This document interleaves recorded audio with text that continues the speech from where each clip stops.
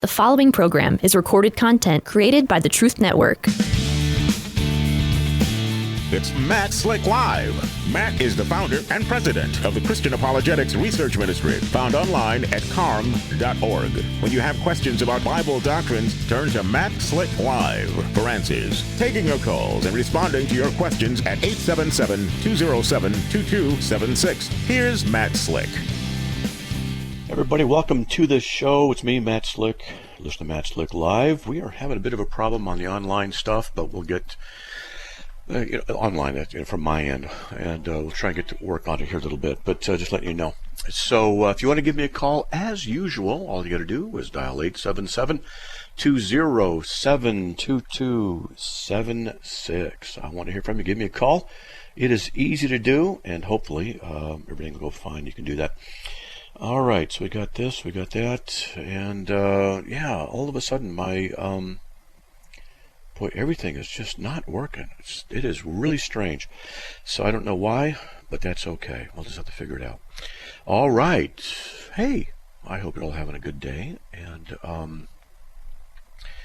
so we got stuff to talk about, and we've got emails. So if you want, you can email me at info@carm.org, info@carm.org. And if you have a comment or a question, just put in there comment or question, just radio comment or radio question, and you can contact me that way. All right, so there you go. May the Lord bless you. And hey, I think I'm getting this thing figured out here on what's happening with the camera thing. Not sure, because I had to uninstall it, install it, and we'll see if it works now. I don't know. All right, may the Lord bless this whole effort. Man, I'm going to tell you, sometimes it just takes a lot of work to get things to go, and that's what it is. So everything looks like it might work. We'll see what happens, see if it kicks in or not. I'll do some troubleshooting later. Good thing I'm an ex-computer tech. I can figure things out, but nevertheless. All right, so if you're new to the show, I'm a Christian apologist, and I defend the Christian faith. So hopefully you'll be able to... if you want, you can give me a call. We can talk about whatever you want to talk about. We can talk about Christianity, Muslims, Islam. In fact, that reminds me, I watched a series. My wife and I watched this series on Netflix on the FLDS, the Fundamentalist Church of Latter-day Saints. Wow, I'd known about it. In fact, I actually used to know a guy. I lost contact with him, but I used to know a guy who was in that group, and he left, and he was telling me a lot of stuff about it. And I watched this. My wife and I watched this documentary, and it was so interesting that after the first one was interesting, but after that it got really interesting, and we watched 4 of them, 3 of them last night, and because my wife's, she goes to bed early before I do, and she couldn't handle. She can't stay up bed like I can, and so anyway. So this thing, even she stayed up and we watched. It was really good. It was really good. So I would, if you are interested, and you can go to Netflix or not, but you go check it out. And that is so interesting. Why that's having trouble. Just having trouble with the video feed. I don't know why, but I'll work on it. So there you go. And I want to hear from you. Give me a call, 877-207-2276. And I think we can get to some of the emails and do some of the questions with radio questions and comments. We have a lot.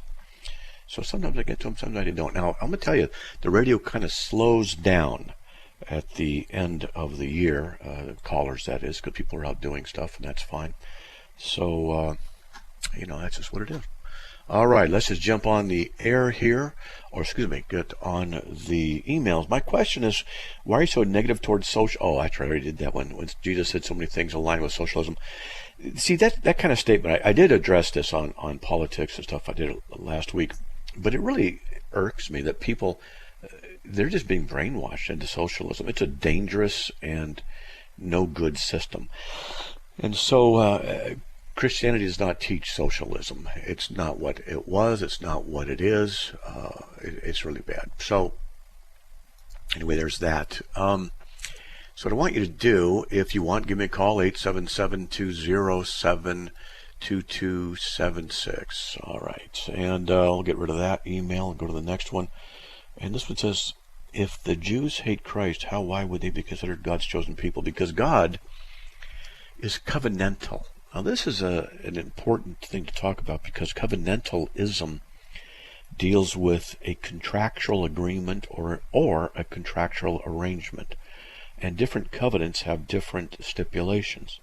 There are covenants that are broken upon death. For example, my wife and I, when one of us dies, the other one is no longer married, because that's the till death do you part covenant.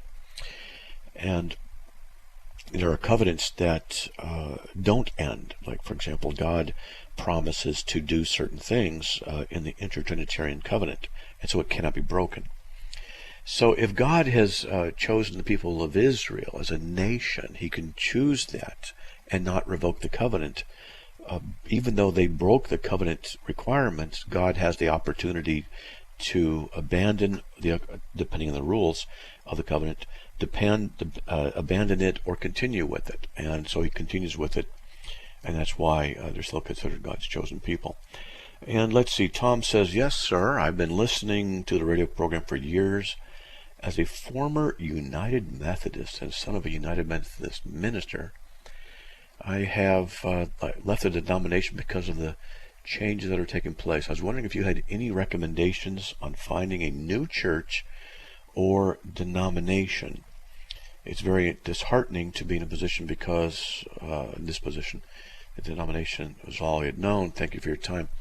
Yeah, what will happen is Charlie here in a little bit will put the link in, because I always forget it, where it is. In the private, he'll put it in there. There is a website that John MacArthur's website and information has the link for where to go in order to look for a good church. But I do have recommendations for the basics of finding a good church, and the basics would be look at the statement of faith and look at the staff.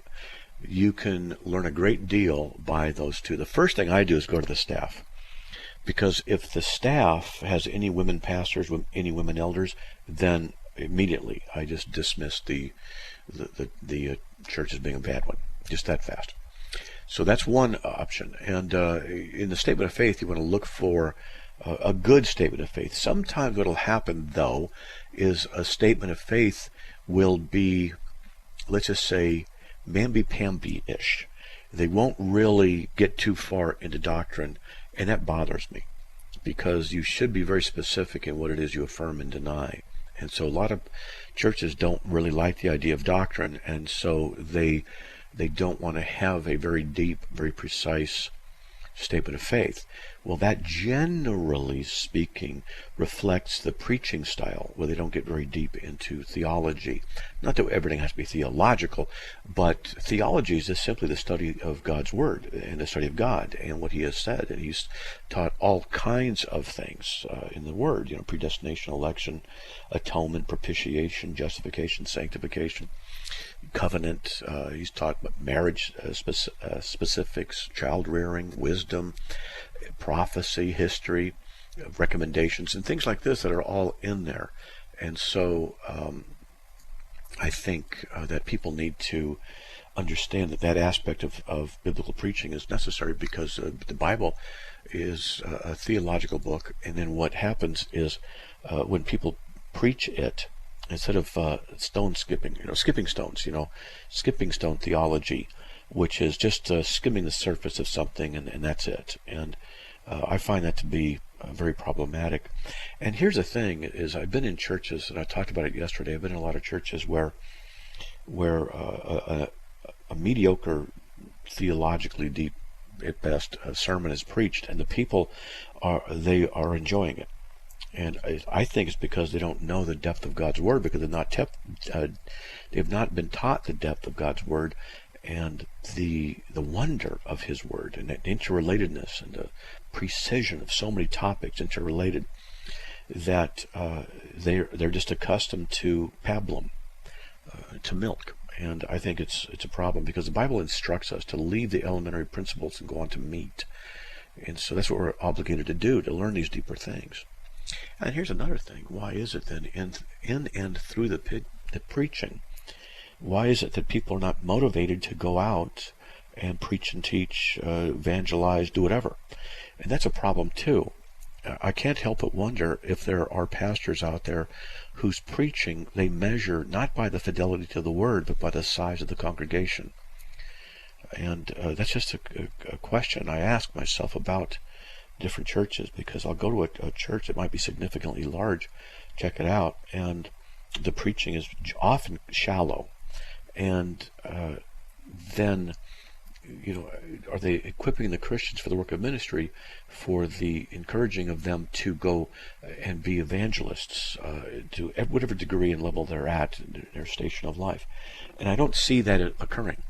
I don't see it, and so I don't hear it.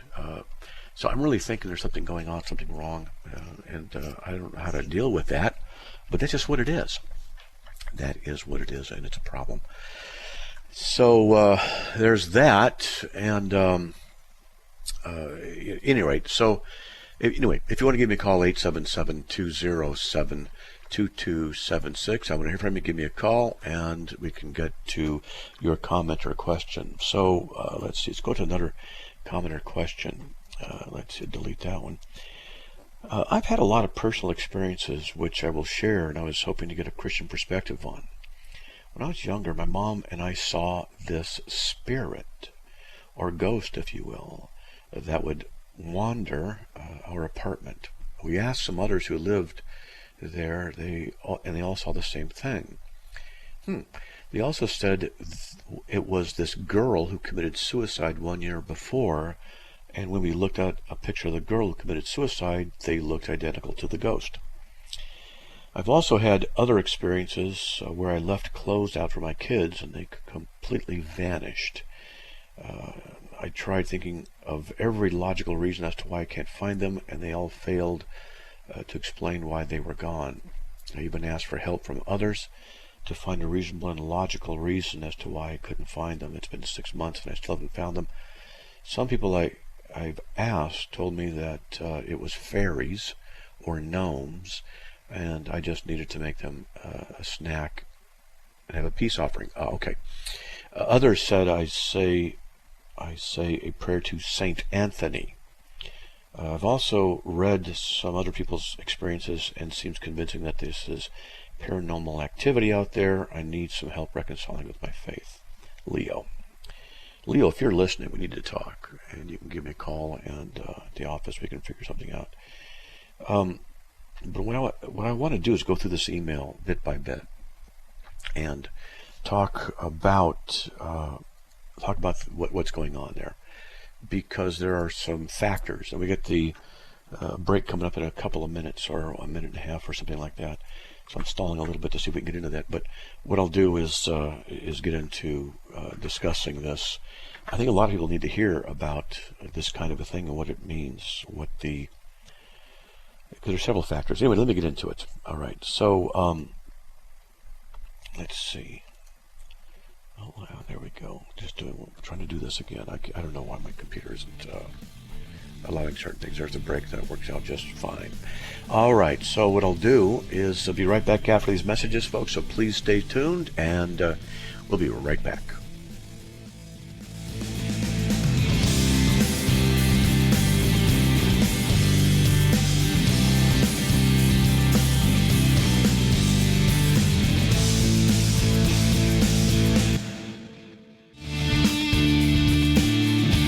It's Matt Slick Live, taking your calls at 877-207-2276. Here's Matt Slick. All right, everybody, welcome back to the show. I'm glad you're listening, and finally got the feed working on some camera issues. I had to do it while I got a fast computer, and it really paid off because I rebooted it during the break. All right, so what I want to do is get to some of the I'm going to review this issue of the paranormal that's going on and talk about this, because it's a really good email. It really is a good email. We need to talk about it. So a lot of experiences. Okay, when I was younger, she and mom saw a spirit, a ghost. Now, what is it?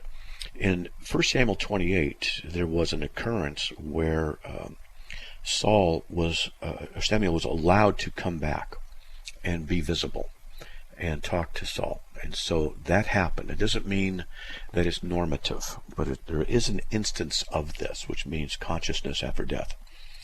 So here's something we've got to think about, is that demonic forces are extremely bright. They are quite effective at deception. And so we have to be aware of is the issue of deceiving a person can be done by spiritual forces who can mimic. They're called familiar spirits. They can mimic Aunt Martha, Uncle Joe, who passed on. And because of the demonic forces and stuff like that, they often know things that we wouldn't know, and they will know things that only the other person would know, where objects are, where a bank account is, various things. They can really impress people, and so therefore they will conclude that this is really so-and-so, and that's contacting them, but it could be a demonic force. All right, now, that's a factor that needs to be examined, all right, because there are demonic forces out there, there are spiritual forces, so the question then becomes, what are they? Are they good or bad? And you have to ask that question, because bad ones can imitate what is good and sound like it's good, all right? So so people said that it was a girl committed suicide 1 year before, and when we looked at the picture, it was identical to the ghost. So what I would say is that as the Bible teaches that when you die, you go to be with the Lord, 2 Corinthians 5:8, Philippians 1:21, 19-21, or you go to the bad place, and you go to Luke 16, 19-31, that talks about that, Lazarus and the rich man. So what I conclude ghosts are not the actual individuals that passed on, but demonic manifestations. When they come around the house, they do stuff like that. So that's the rule I'll go by, and it's a rule of thumb, and there could be derivations and exceptions, but I'm not going to get into that right now, of possibilities, but this is the rule of thumb I go by. I think others should do the same thing. Because if a girl did commit suicide in a certain context in that place, and then a demonic force knows that, it could be that it's just imitating. Now, some people say, well, how do you know it isn't really the girl? Well, because the Bible tells us that they go be with the Lord, or they go to the other place, and you don't come back. So that's the issue. That's why I say that. And the person said, I've also had other experiences where I left clothes out for the kids, and they vanished. Okay. So having done a little bit of research on this over the years, I can tell you that sometimes, how do you put this? There apparently is a connection between young children and some of this activity. Sometimes they're called poltergeists. They are, what the heck? How come that's not working? Well, that's weird. Okay, that's really strange. Huh. That's really weird. I'll get out of it and come back in. All right, so a poltergeist is one of the words that is used to describe certain activities that happen largely around children, or a home where children are there. And objects move, things disappear. I don't know why it is the case, but it seems to be the case that it happens when kids are around. So I don't know. I'm not sure what to tell you.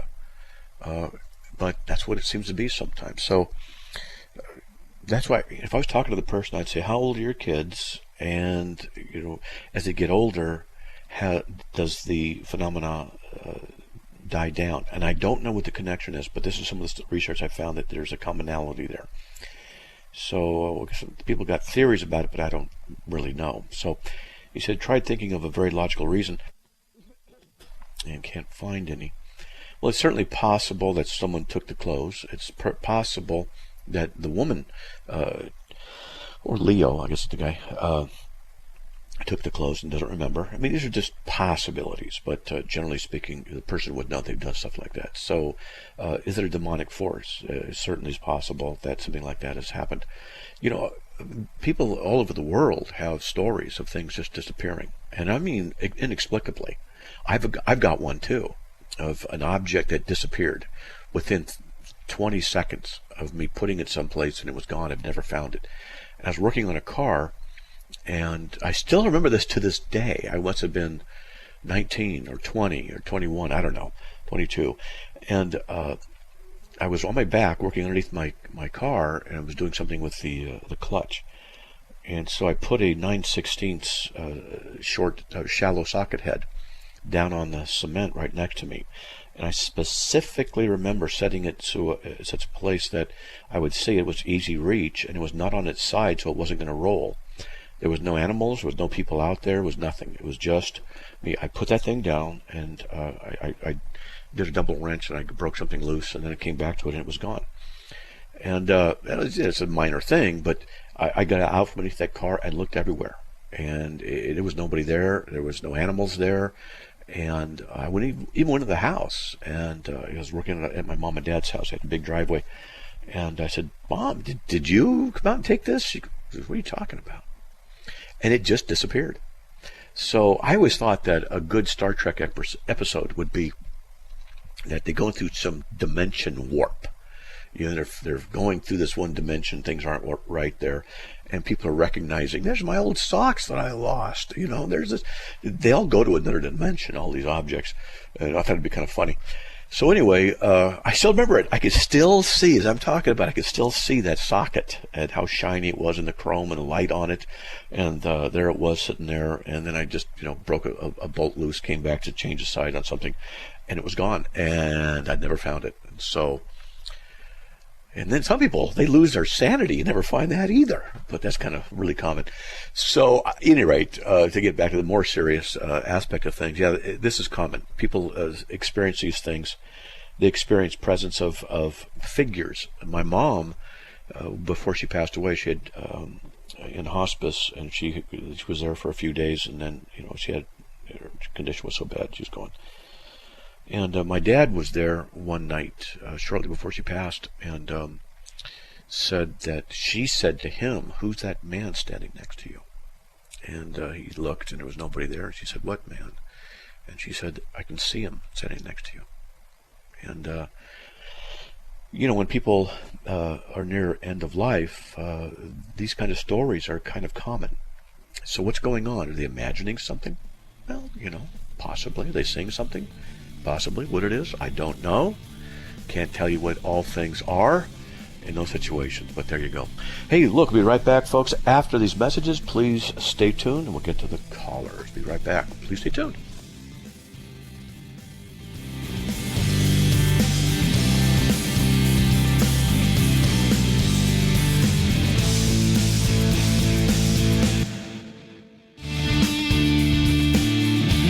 It's Matt Slick Live, taking your calls at 877-207-2276. Here's Matt Slick. All right, and welcome back to the show. If you want to give me a call, we have an open line, 877-207-2276. Herb from Raleigh, North Carolina. Welcome. You're on the air. Hey, Matt. First of all, I want to tell you, all of your staff, God bless you. Hope you have a great Christmas and a great holiday season. And just two quick questions. What's your feeling, or what's your maybe possible past experience with Dr. Charles Stanley or Dr. J. Vernon McGee? Did you ever meet them, or have? I know Dr. McGee you probably didn't, but no. Any correspondence or any? What's your feeling about them? I love listening to them, like I love listening to you. And I just wanted your input. Well, they both are good. And I would have no problem with them. I don't know of anything of either one of those that's problematic. Now, I might have some disagreements on a few things, minor things, but so what?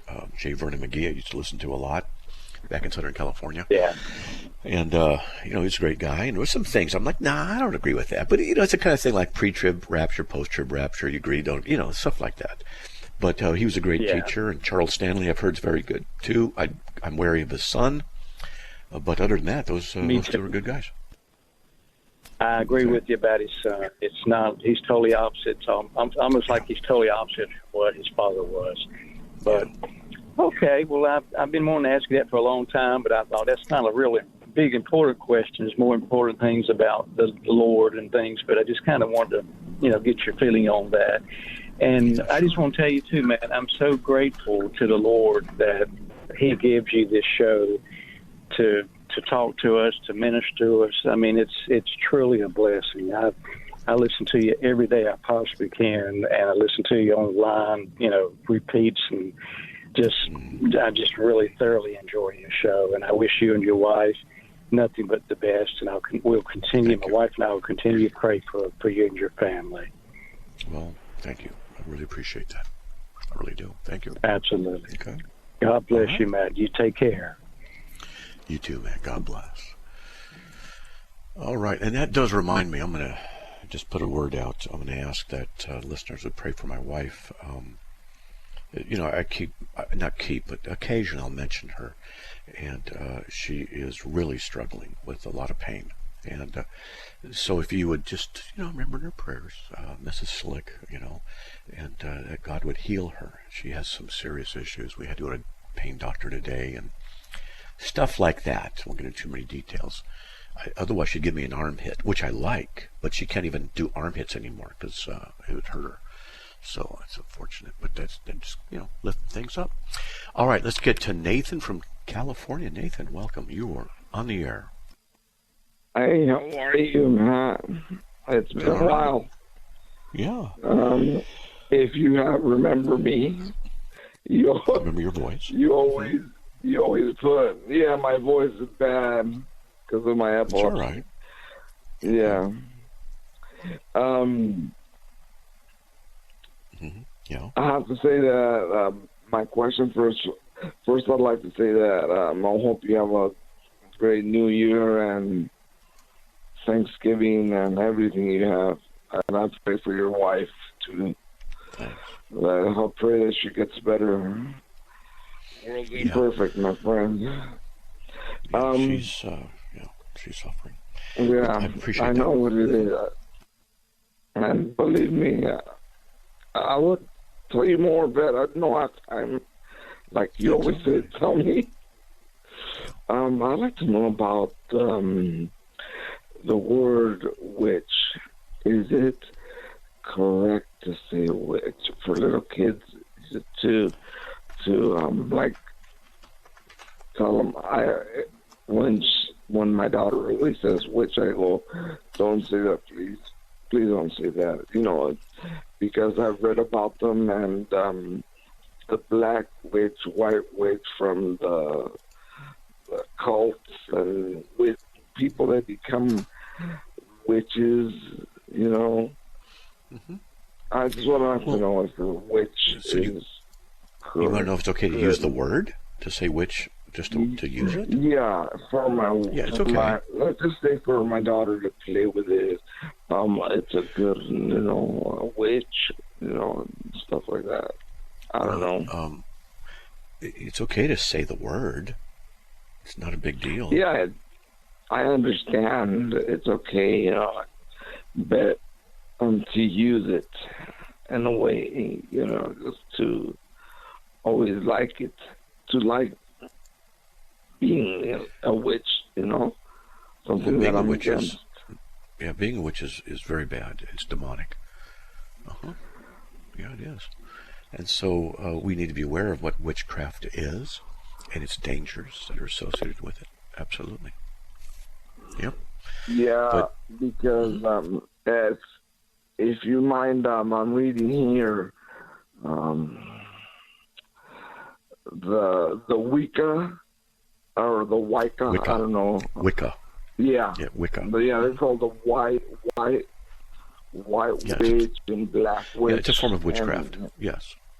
Depending on how you want to define witchcraft. But see, witchcraft is basically people, or the practice of using words, formulas, incantations, potions, seances, ceremonies, in order to contact and influence the spiritual realm for a desire that you have.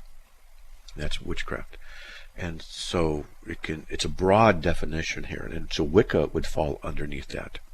And so would some of the Christian Wicca positive confession stuff. Yeah. Yeah. Yeah. And so it's alive and well, and witchcraft is growing, and there's tens of millions of people involved. There's tens of millions of people. Terribly. Say But I just wanted to know if it'd be okay for my daughter to say or watch witch cartoons.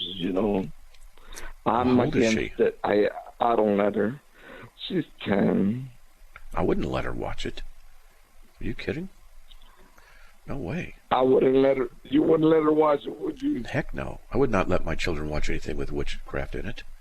Nope. We stopped them from watching Sesame Street when Sesame Street started teaching about how to get angry. No, I'm serious.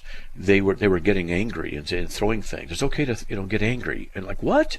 And we said, that's enough of that. And so forget it. The witchcraft stuff was not allowed on our TVs. Nope. Seances, the witchcraft stuff, they're designed to get to the kids and make it just so it's acceptable and entertainment. And it's very bad. So when Harry Potter stuff came out and people wanted to watch Harry Potter, and our kids were of the age where they could watch that, and my wife and I just said nope. And then our oldest daughter, who read her first novel at 4, she very politely said, "Dad, can I read a Harry Potter novel?" And I said, "Tell you what, I'll do it. Let me read it first." And so I did. And I said, "Yeah, go ahead," because she was, very intelligent and could discern good from bad. It was not a problem. She just enjoyed it. She's a voracious reader. So, but the other ones, no. It just depends on the child too. And so you're going to be very, very careful. Okay. Yeah, my child doesn't know what a witch is. I have to say that because she doesn't know the complete Bible or anything, if you know what I mean, at 10 years old. And I cannot stand just hearing the name witch because of what I studied of the occult and stuff like that. Yeah. I always pray before I do that. But to me, it's terrible. And also cartoons that they have. It's got a witchcraft. It's something. He's got a witchcraft thing. Is that okay even to watch? Witchcraft. I thought you said the word game. Cartoon? No, a cartoon. I would not. And this is they can do what they want, but I did not let my wife and I agree. We would not let our kids watch witchcraft cartoons and things like that. Okay, so they're just regular cartoons like I don't know, Pink Panther. I don't even know what Pink Panther is about, but I watch it because it makes no noise. Mm-hmm. I let her watch it because it's funny. Yeah. Well, the old stuff is was good, so to speak. Yeah. But the new stuff is full of witchcraft, the occult, homosexual stuff. It's just brainwashing the children. And exactly. As Christians, and the thing of the Smurfs, like they make witches things and stuff like that. And I can't stand it. Right. And I don't let her watch it. I don't even let her see the name witch. Because I can't.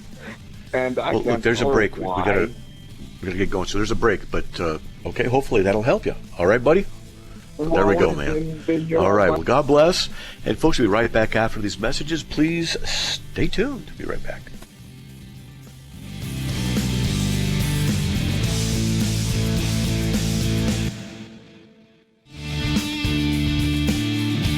It's Matt Slick Live, taking your calls at 877-207-2276. Here's Matt Slick. All right, everybody, welcome back to the show. If you want to give me a call, we have, two open lines, 877-207-2276. Troy from Connecticut. Welcome, you are on the air. Hey, how you doing, Matt?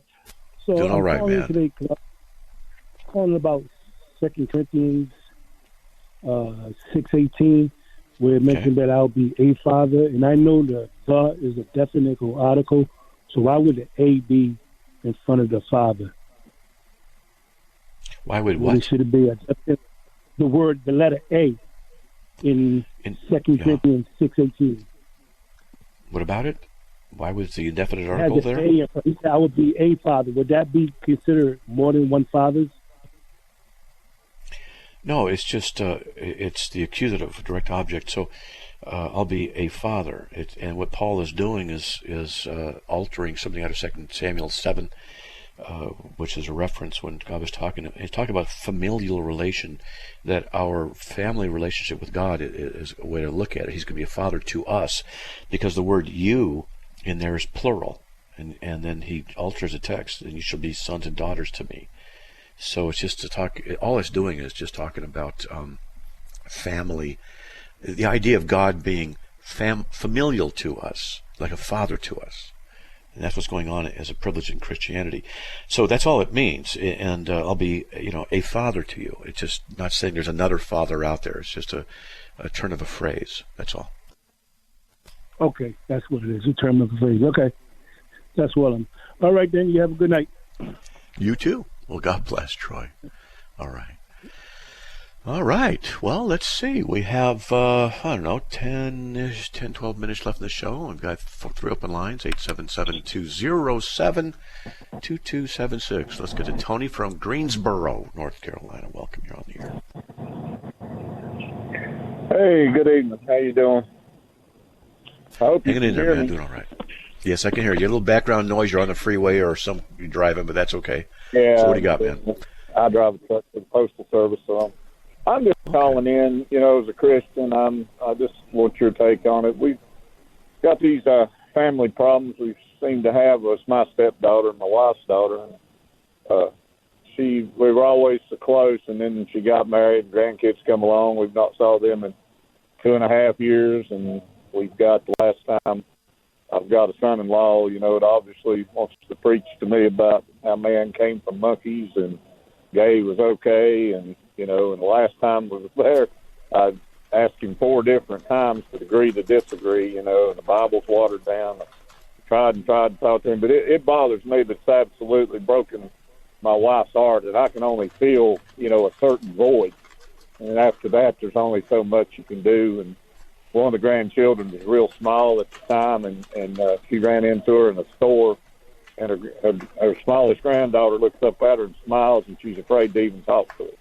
So it's a bad situation. I'm sure you've heard it before. And yes. my way of saying it, I just took up for God, and I'm going to continue to, no matter what the cost. But we really don't know what to do, and we're just kind of lost at that. Christmas time and all coming up, and she's having to deal with this even more so than me. And I really don't. I'm out of it. I just don't know anything else we can do except praying every day. But it's not gotten any better, and I don't think that it will. Because of the situation that they're into. So, but anyway, I just want your thoughts on that. If there's any. Yeah. Well, here's some things to think about. Okay, first of all, you got to pray. All right, and when you pray, be very specific in your prayer requests with God. Very specific in what it is that you're asking. Okay, and not just generic. Make it better. Okay, that's one thing. But let's say you have a conversation with them, and they say that evolution's true. Well, instead of battling them on that, which I could do, I know how to, but you could just say, well, does that mean Jesus didn't rise from the dead? If evolution's true, what do you do? What do you do about his resurrection still? Well, the Bible's corrupted. Well, actually, it's not. It's written early, and I can go through all that kind of stuff. If they want to talk about homosexuality, and they're brainwashed and radicalized with the alphabet mob mentality, then what I would do is, once you mute yourself, you got a lot of noise in the background. Okay, mute yourself on the phone. Yeah. Okay? Because I'm sorry for that. Yeah. Yeah, mute yourself. Yeah, I can, because it's so loud. And so with the issue of the let me see. Okay, with the issue. Okay, so does that help any? I guess so. I think so. All right. Oh. All right. So with the go ahead. with the issue of the homosexual LGBT mob crap that's coming around, all right? And everybody thinks it's normal and it's good. I would still say, well, okay, what do you do? I hear what you're saying, but Jesus rose from the dead. What do you think about that? And this way, you're not battling them on these issues for them. Now, I could do it, but they don't want to be gutted and cleaned and gutted. I can do that with people. I know how to. No, that doesn't work here. Here's a problem. Here's a problem. And all this stuff. But okay, that's not going to help, particularly when it's family. So you just say, well, Jesus rose from the dead. What do you do with that? Because that tells me that what he said was true. I think that's important, whether you believe in evolution or homosexuality or not. He rose from the dead. So I think that's important. And you can just deflect everything else away and, say, well, that's your, you have that opinion. And if they say, well, I don't want to talk about it, the Bible's corrupted. Well, have you studied that to see if it is? Because if he really did rise from the dead, that's important.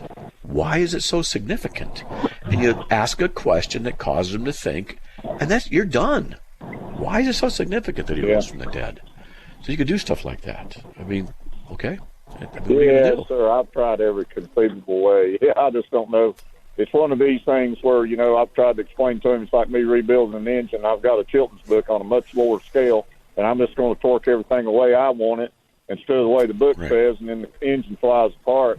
And, well, maybe I didn't know as much as I thought I did, and that's what I try. And, my stepdaughter, she's saying, well, he's got a right to his opinions. I said, opinions have no bearing on reality. I said, you do if we're talking about cars here, but when it comes to God and the Bible, opinions are all off. I said, just read the Bible and study it. You'll see what I'm trying to say, but I don't know. But here's the thing: Christmas coming up. To say, okay, hold on. So to say read the Bible may or may not work, but generally speaking, people who are into evolution and the alphabet mafia stuff, they in the radicalization that's occurred, they don't want to hear anything about the Bible. And so you say read the Bible. They're not going to do that. So what I like to do, like I said, is I've done this with atheists many times who've argued about all kinds of stuff, and I'll say, can I just shift gears? Yeah, Jesus rose from the dead according to the eyewitnesses. What do you do with that? And that's a really interesting conversation because it gets right to the heart of the issue. Because I want them to face that his resurrection proves what he said was true, and all they can do is dismiss it. I've tried that. He will not disagree with me on that. I mean, he says he believes in Christ, but yet, and I told him, I said, homosexuality is an abomination in God's eyes. There's no other way to put it. And this gets to the point, like I said earlier, I asked him like 4 different times, let's just agree to disagree because I'm never going to believe it. Yeah. He wants to push that stuff on me, and I'm not going to do it, and I'm standing up for God, and I know I'm right, and I'm going to, if I'm wrong, I'll apologize, but this is one thing that I know I'm not wrong on. So, that's how, I don't know. It's been going on ever since I've known him. So. Have him call me on the radio show, and we can talk. Say, hey, there's this guy named Slick on the radio. He can talk to you about this stuff. But the issue of homosexuality, sometimes what they'll do, and when I'm discussing this issue, is they will say, are homosexuals going to hell, Matt? Is that what homosexuals are? And my response is, everybody who rejects Christ is going to hell. Whether you're adulterer, homosexual, a liar, or a really nice little old lady. It doesn't matter. What matters is, have you trusted in Christ for the forgiveness of your sins? If you have not, then everybody's going to go to hell who has rejected Christ, whether homosexual or not. And then I ask them, why do you, and I'll say, why do you elevate that particular action to a different level of the other ones and say, this is how you're going to judge God and judge righteousness? I say, the problem with that is, and I'll throw this out really quickly, I say, you have to be in touch with a universal standard of morality. Where are you getting this from? You just say it's the right thing to do. Really? Who says? Show me the universal. Show me the transcendental necessity. Show me where it is out there in the universe that this is how it's supposed to be. You're just giving me an opinion. And you're entitled to your opinion, but so what? I say you have nothing to stand on, depending on how deep I want to get with them. But I'll say you have nothing to stand on. You don't understand the issues here. You're just giving an opinion, and you want to force it on others, and you want everyone to comply to your opinion. And they'll say, what's your opinion about homosexuality? You say, well, mine comes from the Word of God. And, so again, Jesus rose from the dead. What are you going to do with that? And that's the kind of thing, and you got to get to the resurrection. If he says he believes in Christ's resurrection, then say, well, good. What does Jesus say about this? Just ask questions. Well, it's kind of like, and I don't want to get off on the Catholic, but, my understanding, please, you can pray someone into heaven after death. If that's the case, why did Jesus go to the cross for them? If you can just live like crap the rest of all your life, and then all of a sudden you got a purgatory, or you can pray someone into heaven after they're dead. I mean, that's kind of the way I understand it. I don't know. I've not studied Catholic law, but that's, I don't know whether Catholicism, Yeah, Catholicism is bankrupt. It's apostate. It's false. So, don't use them as a standard. But there's just a lot. And just I like the resurrection of Christ. Everything falls ultimately to that. Did he rise from the dead? Yes, he did. That proves what he said is true. And I have been using that more and more as a final stop for people when I discuss various things in all kinds of contexts. Okay, that's what I recommend. Give it a shot. Yeah. Okay. All right, brother. I appreciate you. God bless you. All right. See if you might want to call me up on the show. We could talk. It would be polite. All right. Yeah, if I could get him to do that, that would be great. But Sure. I'll be willing to try anything, to help the situation. But it's kind of just a sad one, because we're getting older, and every day is a day less that you're going to, and you're not going to know each other in heaven like you know each other here. I mean, I don't believe you are. I know you're going to know each other, but I believe it's going to be different. I think Christ said in the Bible, that marriage is for people on earth, so. But anyway, God bless you. Thank you for your help, and you have a blessed night. All right. Well, God bless. All right. Well, that was Tony from Greensboro, North Carolina. Interesting discussion. And, folks, all the stuff that I know, and all the Bible verses and the arguments and quotes from different thises and that's, and I can out-argue a lot of people. That's not, it's like, hey, notches in my Bible. That's not it. It's just that you got to come down to who's Jesus? What did he do on the cross? He rose from the dead. And I've been focusing more and more on that, just to say, well, okay, you got all your arguments, and I can answer them. But here he is, resurrected. What do you do with that? And those are really interesting conversations. So it's something I'd recommend that people do. Put it in your hat, in your thought. You don't have to have all the answers, but you can ask that question to people and see what they say. There'll be all kinds of answers. Hey, there's the music. May the Lord bless you. I am out of here. And if you are so inclined, tomorrow you can listen at the same time. And may the Lord bless you. I hope you have a great evening. And by His grace, we'll be back on here tomorrow. We'll talk to you then. God bless. Bye.